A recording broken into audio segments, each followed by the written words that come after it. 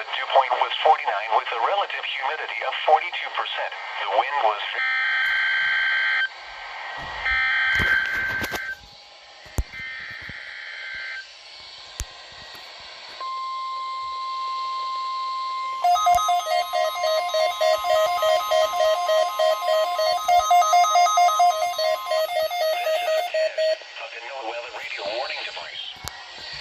Potentially dangerous weather situations, specially built receivers are automatically activated to warn of impending.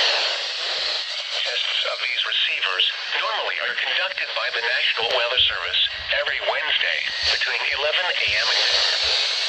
When there is a threat of or existing severe weather in the area on Wednesday, the test is postponed until the next good weather day.